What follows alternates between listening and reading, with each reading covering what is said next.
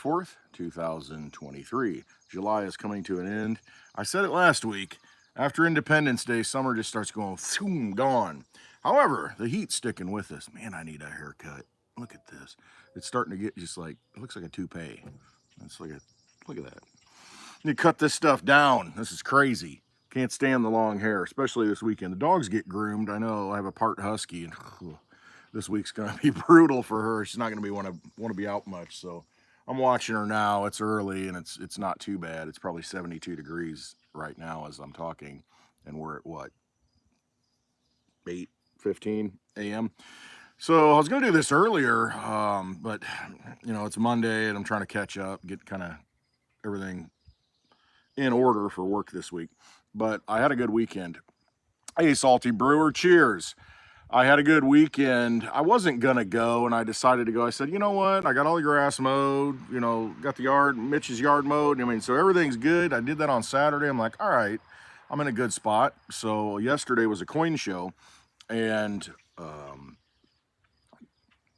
St. Jerome of Crypto Experiences by St. Jerome. He, Kent, also known as Kent, he had a table set up. And he said, you know, why don't you set it up? And my dad had mentioned before, hey, you know, maybe I'll get a table with you. And so they shared a table. And they wanted me to go along. Hey, why don't you go? It's fun. And I've been to coin shows before. It's just been a while. And I'm just like, I got stuff to do. I got this and that. And I have to get up early on a Sunday. Come on, man. But I got all the yard mowing done. Hey, G-Chin. So I got all the yard mowing done on Saturday. It took, I mean, it was like almost probably 5.5 hours straight. And so much mowing I get to do. It's another job. So I got that done. I'm like, all right, awesome. So you know what? I'll get up early on Sunday and go to the coin show. So we did, and it was a good experience. I'm glad I went. Got up at 5 a.m., got going at 6, got to the coin show a little before 8. It opened at 9, and it was really good. A lot of takeaways. On money, on gold, silver, cash, crypto, and what that means to all the people. And it's good to get you know, the reminder of the firsthand experience. I kind of know. I've been through it. I've been to coin shows, talk about money all the time, deal with money. We've all dealt with money, and it's good though to go to a place where people understand that it is, you know, face it. Why are you in there buying silver and gold coins? Why would someone do such a thing? You know, you go through life, you don't use them, you don't need them for anything, you know, seemingly on the surface. You go to the gas station, you swipe your card, you get your gas, you go in, you pay for stuff, you use your card, debit card, credit card. Hey, Daddy-O, good morning. And so you really don't need gold and silver, right? You really don't need crypto, right? I mean, everything's working. You know, the dollar system works. If you got some cash, you can pay with cash. Some places you can't pay with cash, you know, so that is changing. So it's a good experience going to this coin show. And, you know, I'm interested in coins. I've always been interested in silver. I like the history of it. I like I like to look at the old coins. You know, it captures history. And you see a lot of the commemorative coins. It stamps history onto it. You know, so when they erase it from the, you know, the screens and you can't do searches on it, you know, you can kind of look at that coin and it maintains a certain segment of history. There are a lot of commemorative coins, medallions that have stamped on it, hey, this president or this person did this on such and such date. So it's really almost a physical, it's a tangible, intangible connection to the past.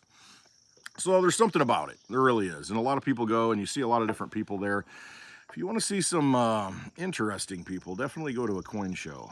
And it pulls out the, you get a certain percentage of people who show up who are, you know, not quite living with us here in the real world or in the normal, everyday world, normal, whatever that is. Interesting people, no doubt about that. So I had a good time. St. Jerome, what he does, and you know, when he first made his channel, I really didn't get it. You know, it's like, what's this crypto experiences, you know, from St. Jerome or by St. Jerome? And I was kind of like, but then I got it, you know, in his name, you know, in St. Jerome, what that represents, and then the crypto experience thing. That was, yeah, man, peace dollars. Talk about peace dollars. But his channel, I get it now. because what he's doing, he's bringing experiences, crypto experiences, to the worldwide community. He's on all these different platforms, and it's really, he's a really good guy. I mean, he really is, and he's doing really something he enjoys, and he's bringing education and experiences. Really, you're living vicariously through what he's doing. He's going to document that, and I'm sure he'll put out a video sometime today, this week, about the coin show and what we did there. And he puts out a table, and he's got ballet cards, you know, hard cold storage cards, and he's got little bitcoins that are made out of plastic, and bitcoin stickers, and, you know, crypto here. And we had a sign on there.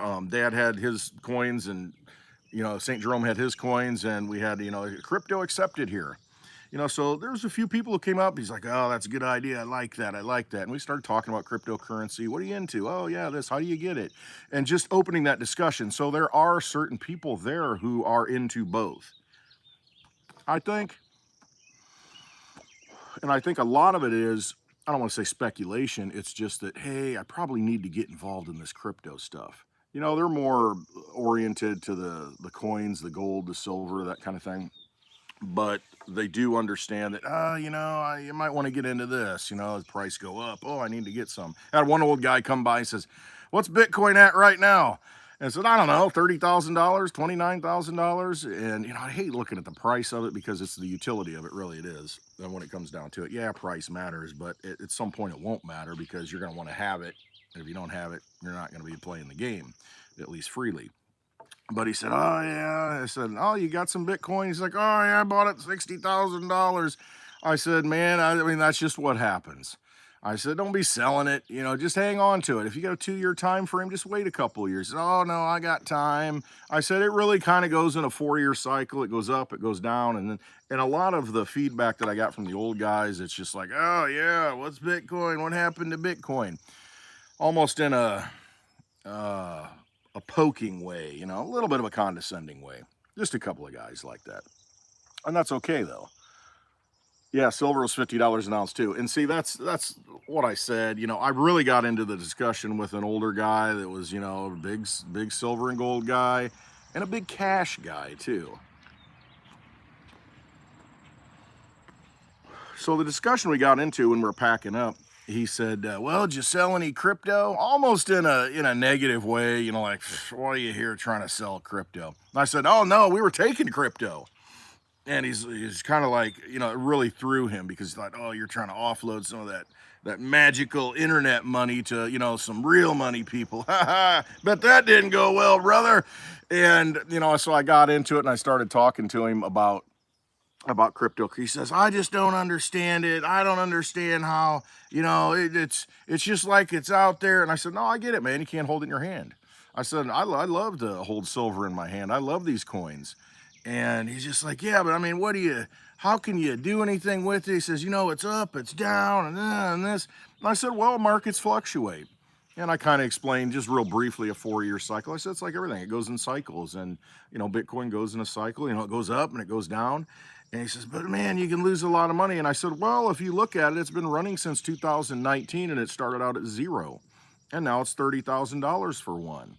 I said, so it's probably, it's held its value really well, probably more than anything, any other asset. And he's like, he kind of thought about it, you know, and so in the short time frame that you have, it's like this elevator speech, you know, you got to talk about crypto real quick when somebody does not get it and they're against it. Let me ash this. So I was talking to him about it, you know, and he was coming back with a lot of different things. He says, yeah, but you know what? Pulls out a wad of cash, you know, you can $100 bills. I mean, thick wad. All right. You know, he's over there selling coins all day. And he says, yeah, but this always works. And I said, yeah, I mean, it does work until they take it away. And he says, yeah, I mean, I said, they can confiscate it. They confiscated gold, right? And, you know, he's like, yeah, you know, and so he gets to thinking. He says, you know, but I can take this and I can spend it anywhere and I can leave the country if I want to. I can do whatever I want. And I said, well, good luck leaving the country with that.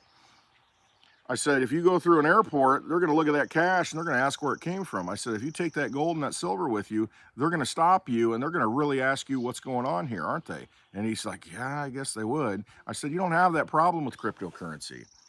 You know, to back up a little bit, he says, I can pay you in cash and you'll take I said, that's right. And I said, you can do the same thing with cryptocurrency too.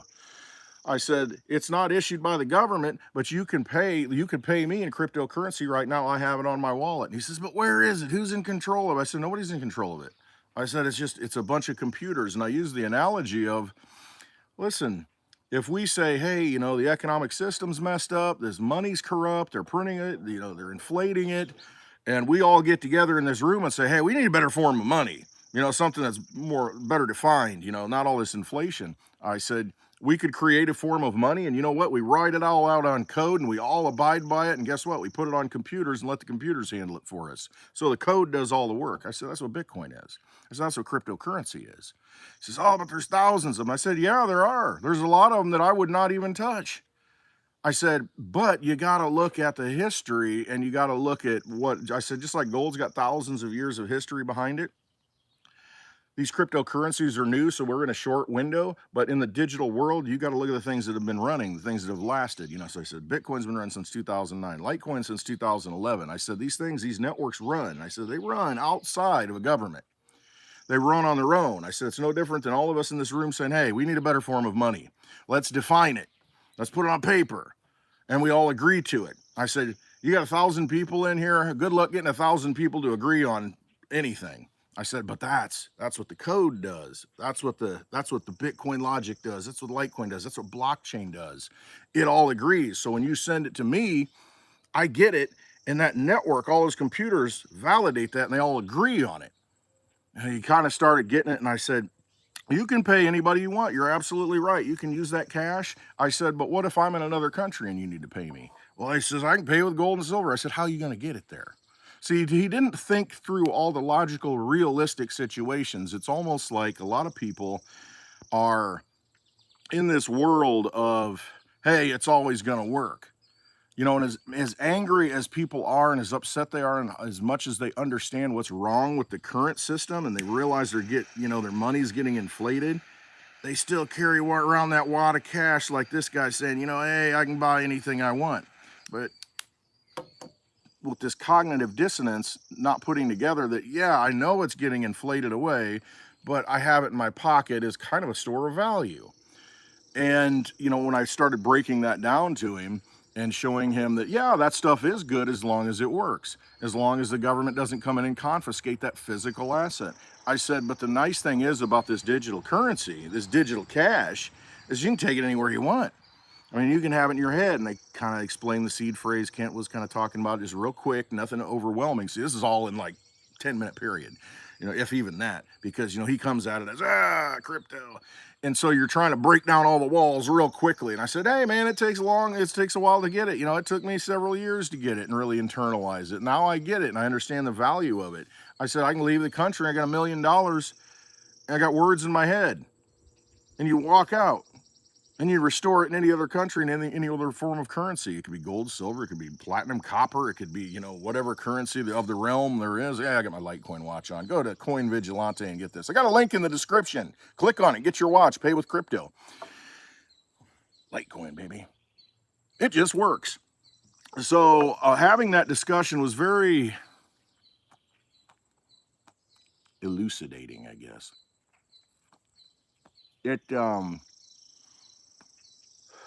It confirms all the things that I kind of talk about, you know, when I make my videos, and it just solidifies everything that I've been saying, you know, to myself.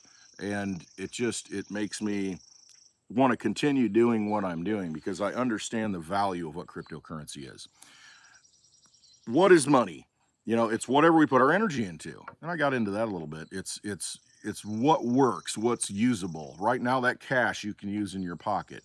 But if they go with a CBDC, a central bank digital currency, and they force you not to be able to use that cash, hey, you need to turn it in. No business that's authorized by the government, that has forms that report to the government, can use cash anymore. You got cash, you need to turn it in. We're going to convert it to CBDCs, the central bank digital currency. You know, this more efficient form of money. And I had that discussion with somebody else. She understood CBDCs, but it's breaking the connection. I noticed there was a tie to where she equated it with, she was educated, but she was equating it with cryptocurrency. And we have to get that message out because so many people don't understand it. There's so many people who understand inside that it's wrong, the system's messed up. That's why they're there. That's why they're investing in silver, and gold and precious metals. But they're not breaking that link. I mean, and see, this is the propaganda. I mean, they think that cryptocurrency and the central bank digital currency are basically the same. So if I'm into Bitcoin, I'm supporting the banks in the old structure. Well, you may be. If you're into Litecoin, you're not. All right, so it's kind of breaking that really it's cognitive dissonance, you know, and it's miseducation, trying to understand what money is and how it stands alone. And it's not tied, it's, you know, all the things that you see on the screens and all the propaganda you see on the news, they're not telling you the truth. And it's good. I enjoyed it, getting to that grassroots, having that discussion with somebody when they're coming at it with a negative. Absolutely coming out, yeah, haters rather than bartering with bettering the community. It's lost again. Yeah, okay. There's our friend. So it's I didn't even see the whole comment, but really, thanks for watching the live. I'm glad you're taking the time out of your day to watch somebody like me that you really don't care for. It's pretty cool. So, having gone to the coin show, that's basically what it comes down to. It is a lot of people there because it works now. They think it's always going to work because that's their normalcy bias. They think that cash is great. You know, I got cash in my pocket, I can buy it. Well, I mean, look what happened in the past few years. They printed up or created how many trillions of dollars, and what does that do to the economy? And you wonder why. I mean, I just look at gas. You know, we had that little reprieve. It popped up, then we had a little bit of a reprieve. Oh, look, gas prices are down from last year, even though they're up double from the year before. But now you've got a situation where I looked at the gas. I mean, it's like $3.70. You know, the premium gas is over $4 here. So what really changed? I mean, that's the new normal. And why is that the new normal? It's because they created all these trillions of dollars. You know, all this geopolitical crap, you know, oh, it's Putin's fault. Oh, it's somebody else's fault. Blame somebody else. Well, if you didn't create the money, it wouldn't be able to flow into it and cause the prices to rise, you know? So, and a lot of people just can't get their heads around that, I don't think. So, from a peer-to-peer transaction, like you see at these coin shows, what you have is, yeah, I got something you want. I'll trade it for something that you know, back and forth, cash for silver, silver for cash, whatever it is. That works right now. That will continue to work as long as it does work. But at some point, what if you say, hey, you know what? I need to get out of here. You know, and a lot of these people are kind of freedom oriented people. They really are. And, you know, for a time, they think, you know what, if this country keeps doing this, I'm getting out of here. I'm leaving the country. Okay, good luck. I don't know how you're going to get all these assets. And I mean, you should see the stuff these people carry in. I mean, you know, there could be $1 million in coins sitting there on the table. How are you going to get that out of there? How, I mean, I watch them loading it all up, got dollies, taking it back to their car, taking van, truck.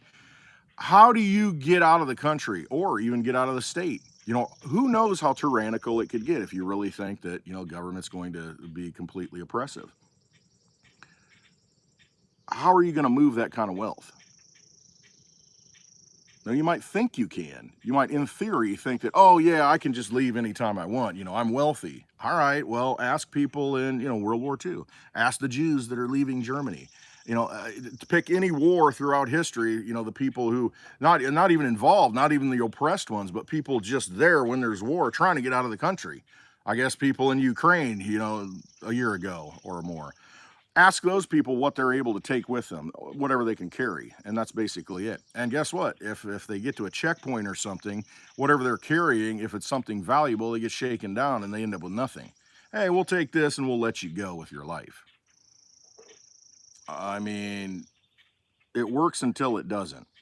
The good thing is now you've got an option. You've got an option with cryptocurrency to where, you know, and not looking at that option is a problem. If there is an option to where you can lock up wealth, to where you can lock up money and have it in your own possession and carry it with you very portably. And that's why gold, people would carry gold around, and try and escape the country because it's very portable and it holds a lot of cash or money, in value to where you don't have to carry as much. Silver, it's like, how am I going to lug all this freaking silver out? The same equivalent. So you put it in gold and you're out of there. Well, cryptocurrency is like the next evolution of that, to where you don't even have to carry it. You just got to remember it. I mean, you could have a seed phrase, who knows where, anywhere. Be creative, memorize it. Walk out of the country, do whatever you want. Restore it wherever you go, because it's a worldwide currency. It's not just the United States. And I don't know that, well, I do know. A lot of people don't get it. They don't understand that. They're not putting it together. They get the idea that they want to have something in their possession. They want to have money that they can use. But it's hard for them to take, since it's a digital thing, it's hard for them to take that next leap to where, okay, we're in a digital world. I'm living in a digital world. Everything I do is digital. I mean, everything you pay with, it's a digital system. And if that digital system doesn't work, you're done.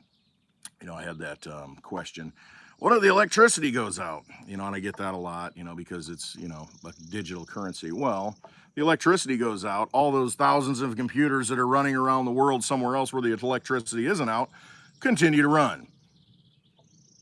Simple as that. If the US gets hit by an EMP and you've got all your money in cryptocurrency, well, guess what? You can't access it for a while. Now there's other ways. You can do it over ham radio. You can do it through satellite if those are up, all kinds of different things. But for the normal person, hey, I got my crypto in my wallet. I've got no internet. Now what? What do I do? Well, here's the thing. Anywhere you go, any store that you want to go to and you want to pay with cash, you're going to be saying the same thing. Okay, the registers are down, the uplink network, all the things that are making this payment system work are down. Now what? If you can't even pay with cash because they can't open the register in many cases, it would have to be the clerk who's getting paid minimum wage, is going to have to stand there and say, oh, okay, yeah, I'll take cash and, I'll make change, like a waitress or something. They got their own little bank with them. Are they going to take the time to do that if the power's out and stick around and continue to sell goods out of the store that they don't own and try and make cash and go through that burden because they can't even make change? Are they really going to do that? No, they're probably going to say, hey, take whatever you want. There's nothing I can do about it, because that's what happens now when the power's on. You got a mob that comes in and takes whatever they want. And then they walk out and the cashier just stands there and does nothing. I can't say they're wrong, but there's no skin in the game for them. When the power's out, the payment systems are out. Crypto doesn't matter at that point. It's all the payment systems that you use right now are out. Can't use cards, can't use anything. Can't even use cash. I've seen it. Oh, no, I can't. I can't open the drawer. The register doesn't work. How am I gonna? I can't do it. If it's a local shop, where you got somebody that owns their own business, of course they're gonna take cash. How many of those are left after COVID, after they shut them all down and pushed everything corporate? Right? It's good to have options. It's good to have many options, because you don't know what's going to come at you. And so that's really the big takeaway. Not many people, even sound money people, understand cryptocurrency. They don't understand that there's a limited supply. That was another thing I'd mention too. Hey, there's only 21 million Bitcoin. Do you get that? And I mean, you can always mine more silver and gold. And so you make headway, you do the best you can to try to talk to people and kind of get the benefits of cryptocurrency out to people so that they can, wheel it through their head. And hopefully this guy's thinking today, there were some good points. What would I do in a situation like that? That's really what I want to call out. What would I do in a situation like that? What options do I have if good, collapse the whole thing, pull the plug, pull the pin, it's all corrupt, let it go. Okay, that happens. What are your options now? What do you have available to you to continue to function? And I don't think a lot of people play that out. Hey, this is always going to work. What I have in my hand is always going to work. Will it? It's probably good to look at some new technologies. It's the horse and buggy thing. I guess if you're Amish, it's okay. But you can be invested in horses and buggies, and then this automobile comes along. You're like, that piece is too mechanical. Too many things go wrong with it. Too dependent on gasoline that comes from it's not going to work. And then you can sit there and be your horse and buggy salesman, and guess what? Your market dries up. Because everybody wants a car. Technology changes, and that's just the nature of humanity. We want things more efficient.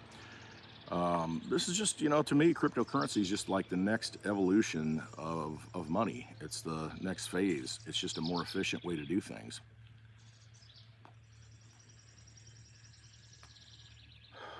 And it's good to have these grassroots conversations, being able to talk to people and really get the feel for where they're coming from.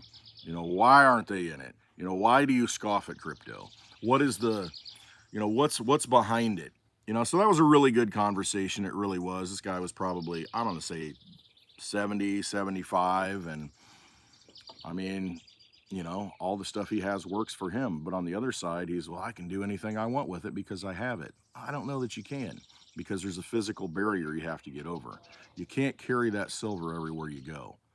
Can't carry all that gold everywhere you go. You can carry that cash, but I mean, unless you've got $100 bills, which are not easily divisible, so hey, I need to buy this, and if that's all you've got is $100 bills because they're easier to carry, because you can't carry 5s and 10s and 20s, because you'd have a brick of them. So no, you condense it down to $100 bills. A lot of places won't even take $100 bills. So I mean, you're already, even in this day before everything falls apart, kind of handicapping yourself, kind of putting yourself into a situation, because you go to gas stations, we don't take 100s and 50s.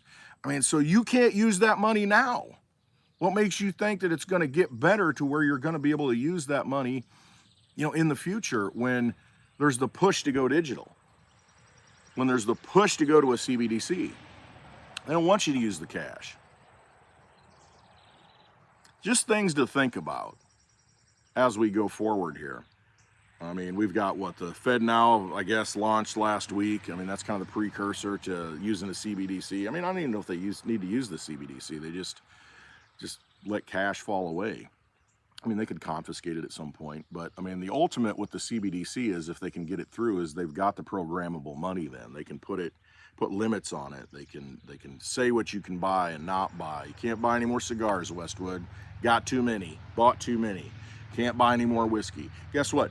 You've met your allotted carbon footprint gasoline for the month. We're not going to let those CBDCs work, until August 1st.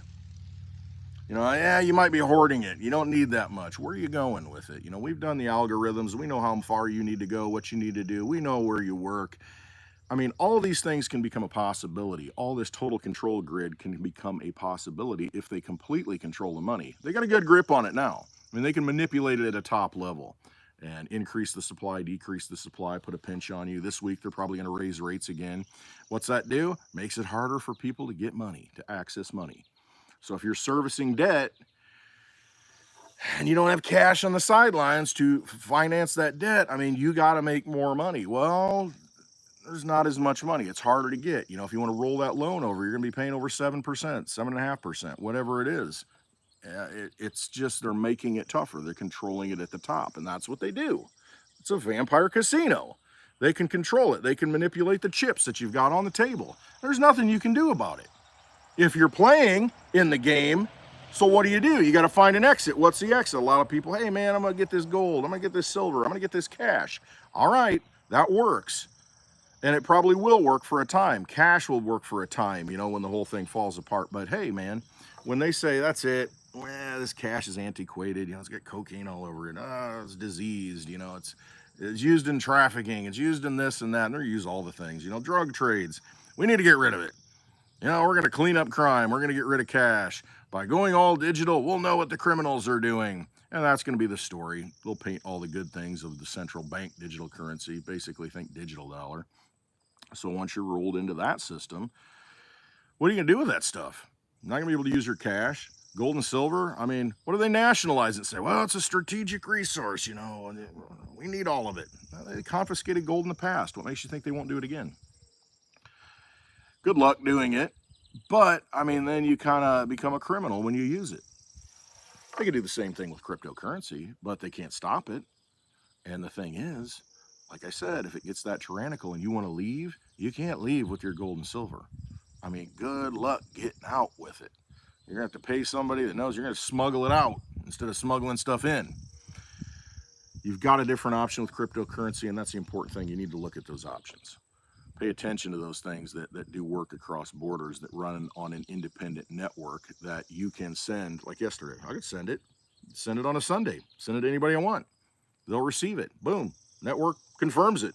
Peer-to-peer electronic currency. Send value from one person to another. No financial institutions in the way. That's the white paper.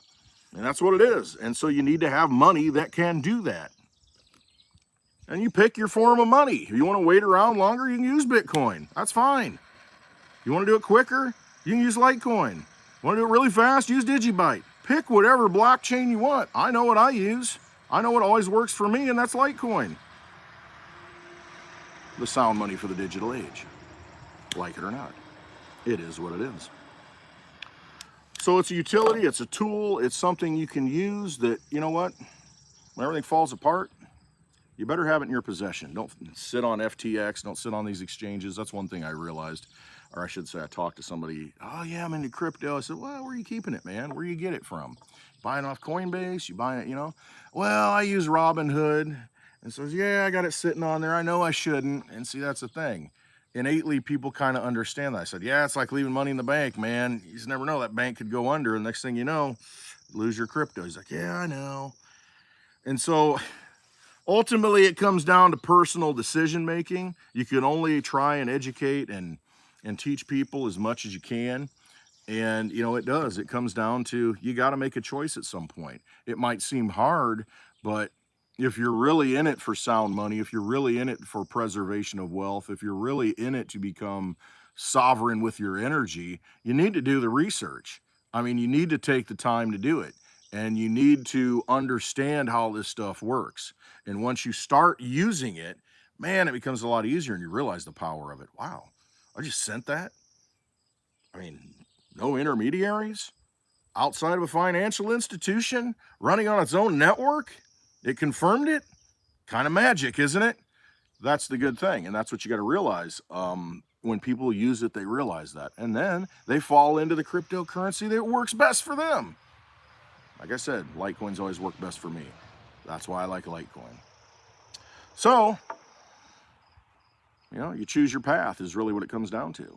And, I don't disparage anybody for choosing their path. Hey, man, if you're all about gold, silver, crypto, or cash, and crypto's not your thing, I'm still going to tell you about it. And maybe at some point, just like me, when I heard about Bitcoin in 2013, I'm like, yeah, I don't know, man. I was the same way. I can't wrap my head around it. I can't hold it in my hand. Where is it? What is it? What's the value? What gives it value? And that's what the guy asked me. What gives it value? See, I didn't get it until really the end of 2016. It took me over 3 years to really internalize. And then the light bulb goes off. And I'm like, okay, I get it. I get it. Completely get it. And it's like the guy asked, what gives it value? I said, well, it's defined by math. You know exactly how many they're going to be. You know how the network operates. The rules are defined, unlike the current system where the rules are not defined. The rules are not defined in the Federal Reserve System. They can do whatever they want to that money. It is a vampire casino where they manipulate the chips, and the value of the chips change, every minute, what do you do? If you're playing the game, you're in it. It is what it is, and you got to realize that. It's the math. The math defines it, and it's code. It's just like all of us agreeing that we need a new form of money. We write it down on paper, and we all agree to enforce the rules that we put down on paper. That's it.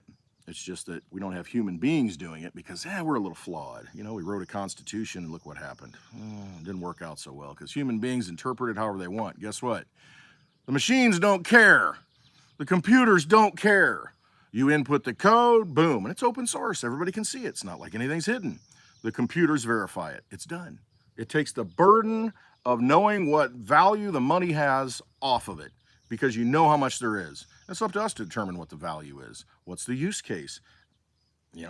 Does anybody use it? Nobody uses it, it goes to zero. The network stops. Nobody wants to participate anymore. But as long as people do, that money works. We all agree, hey, it's good money. All right, we all agree? All right, cool. Let the computers handle it. Now, boom, send it.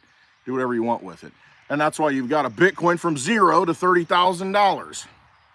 you know, since 2009, because people actually see some value in it. That's really all it comes down to. And that was kind of the conversation I had with him. It was a good conversation, and like I said, I hope that it's something that stimulated some thought in his mind. You know, some people get it right away, other people it takes longer. It's eventually we're all going to have to get it. You know, because that's where it's going. All right, let me take a look at the chat real quick. I'm going to wrap this up here within the next 10 minutes. And it's hard to follow, you know, when I'm watching the chat, when I'm live. So let's see who we got in here today. I saw St. Jerome was in there. We've got Salty Brewer, G Chin, Daddy O, R. I definitely think we need to start putting cash away each paycheck, smaller bills. Yeah, I mean, if you're saving cash, man, put it in smaller bills, something that you can spend, you know, fives, tens, ones. Save your change. You can go through your change. Like right now, my daughter gives me a bucket of change. Hey, can you go through this? Like, all right, so I'm slowly going through it, you know, when I get time, looking for silver. Because if you find a dime that's 1964 and before in that change, it's worth 20 times the face value. It's worth $2. Find a quarter, you know, it's times two. You know, you get $5. You know, so it's worth it. Pull out all the nickels, because all of those, you know, it's 75% copper and 25% nickel. They're worth like 5.5 cents right now, 5.5 to 6 cents. If you want to get extreme, you can go through all your pennies. You know, anything 1981 and before is 97.5% copper. I think it's worth 2.5 cents. Now, 1982, they switched over, so you got to kind of know the difference and weigh it. You know, it's over 3 grams. If it's got copper, it's like 2.5 grams if it's zinc. But even those are close to a penny sometimes, you know, actual face value. But I mean, it's 2.5 cents every penny, you know, just for, you know, the ease. 1981 and before, every penny that you pull out of circulation is worth 2.5 cents in copper. And people say, well, why would you do that? Why would you take the time to do that? Guess what? If you're in 1964 and you did that with the dimes and the quarters, pulled them out of circulation all throughout the 60s, and you could do that, look where you're at. You're 20 times ahead on that money. Minimum wage was $1.25 in 1964. It's 5 silver quarters. Those 5 silver quarters today worth over $20. See, if you held on to the metal, the real stuff, the actual value in the money, it held its value over time. So I think it's worth it. You know, but yeah, small bills, that's the thing. You know, you want to have things that you can spend. You know, if it gets into a pinch, what do you know, you got a silver dime, I mean, you can go buy something with it. Yeah, not everybody recognizes it. Yeah, I get it, but it has value. Someone will buy it and give you something for it. All right. Yeah, free market would never adopt fiat. No, it's not a free market. Where are we at? Again, okay. Late. Thorand is in here. St. Jerome is in here. Marcour 80. Hey, man, good morning. Thanks for being here. I appreciate you showing up. I really do. Yeah, I just do this on the fly. I just go live. Tom, what's up, brother? Lovely Litecoin, Lisa. Yeah, the nickel robbers, things you can barter with. Absolutely, Lisa. And I mean, you're going to these barter, you're going to the estate sales and doing all these things. I mean, you find things that have value, that hold value, and it can be a piece of art. That's why these coins, you know, that's what I talked about when I started the show. I mean, you've got these older coins that have an artistic value to them, and it's something you want to hold. It's something you like. And you know, I was talking to a guy. He says, "Yeah, I'm buying this coin. I just like it. I really love it. I'll never sell it. I'll never sell it. I don't know who's gonna get it, but I'm never gonna sell it. I just like it. I like the artwork. I love it. You know, and the excitement that it brings. It does something. That's what art does. It pulls something inside of you out. It gives you joy, it gives you happiness, it gives you peace, it gives you solace, it gives you something intangible that's inside. Something spiritual is really what it does. And so a good piece of art, it evokes that out of you. And so if you have that piece of art that you can carry with you, you can look at, I mean, it's like hearing a song and it takes me back to a memory, you know, that kind of thing. Those pieces of art, they do something to you. And so people desire that. It does something on an intangible level. And so if you have something like that that's desirable, that people want, that elevates the soul in some way, it's going to have value. So yeah, seek out those things of value. I mean, there's treasures everywhere. I mean, like Lisa, you're going to these estate sales. I go to the thrift shops, you know, and look at, and I think the most undervalued thing out there, you've got gardening books and cooking books. Just give them away. I mean, these are like the most important things out there. If you think we're in a real crap hits the fan scenario, you got to know how to do this stuff. You better know how to garden. You better know how to can. You better know how to, self-help, whatever, medical books, where dressing wounds, that kind of stuff. Have some of those books around. You can get them for a quarter at thrift shops, maybe $1 for a hardback. I mean, it's just ridiculous, the knowledge and the treasure that's there. How invaluable is that if you're at a time when you need that information? And the internet's down because you can't look it up and search it up. See, seek out those things that are important while you can still get them, because it will come a time when everything seems fine until it isn't. And then you're not going to be able to get those things that you really need. You're not going to be able to gain that knowledge or acquire that knowledge and have it in your possession. You're not going to be able to get that money and have it in your possession. You're not going to be able to get anything of value and have it in your possession. You're going to have to know somebody. You're going to have a network. You're going to have a community that you build out that has that knowledge if you don't have it. All the rich people, the founding fathers, they had libraries. Jefferson, I think, donated his library to the Library of Congress. I mean, they had their own libraries. They educated themselves. I mean, that's what the wealthy did. They didn't have to go to school. They had all the information there. And they read. They educated themselves. They knew things. Become a Renaissance man. That's not me. I'm like Bud Light Renaissance man. But anyway, it was a good experience. I enjoyed it. I liked hanging out with St. Jerome. Awesome. I'm glad he was like, hey man, you need to go. Are you going? You going? Kind of bothering me to go, and I'm glad he did, because it was worth it. It was worth it. Like I said, I've been to coin shows before, but it gives you a different flavor, a different mindset, and it gets you into some of these discussions that are important. I mean, there's really nothing more important right now than understanding money and how money works and how to preserve money, preserve your energy, preserve your wealth, whatever you want to call it, going forward. Because we are in a transition phase. It's happened many times in history. We move from one monetary standard to another. Those people who saw where it was going, they did very well in the new system. There's going to be pain. There's going to be struggle. But you know what? You can mitigate that. And I think that's the important thing. Have it in your possession, whatever it is that's going to work, that you're going to need in any circumstance. Think it through. Don't just arbitrarily say, oh, I'll be fine. I got this. I can buy anything I want with this wad of cash. Might not always work. You got to realize what your surroundings are and what other people are going to take. All right. Hope you have a wonderful Monday. Hope you have a wonderful week. We'll see how this week goes. We're going to be in the upper 90s. I know. That's nothing compared to what some people are going through. We've got the heat dome over the U.S. It's going to be hot. So I looked at the temperature for happy hour on Friday. It's going to be like 97 degrees. I don't know what I'm going to do, man. That bar is going to get too hot. I got to open the door so I can smoke the cigar and get some airflow going. I can't shut it and turn that little air conditioner on. I don't think that'll help anyway. So I don't know. We'll see what happens. I may be sweating it up outside for happy hour. Maybe, I don't know. We'll see what happens. Put a little mister on me. Be sitting, I'll do it Jimmy Buffett style. Have the little pool and fill it up with water and put my feet into it. Maybe have a cocktail that way and margarita and have the mister blowing on me. I don't know. We'll see what happens. But I appreciate y'all watching. I appreciate y'all jumping in here on a Monday, giving your energy, because that's what you're doing. Everything you do is you're using your energy and you're choosing where to put it. And you see value in something or you don't. If you show up, obviously, I'm entertaining you in some way. Are you not entertained? But I do appreciate all of you, and hopefully this made some sense. Just talk to people about this stuff. Just have the discussion, and you just never know. Somebody will take that little seed that you plant, that little nugget of truth, and they'll wheel around on it and maybe look at things a little bit differently. We have to be better. Have to be better. So let's help each other be better. All right. I love you all. Thanks for hopping in. Have a wonderful Monday, a wonderful week. Do not trust the vampire casino. It just wants to rob you of your energy. Trust yourself. All right. Have a wonderful Monday.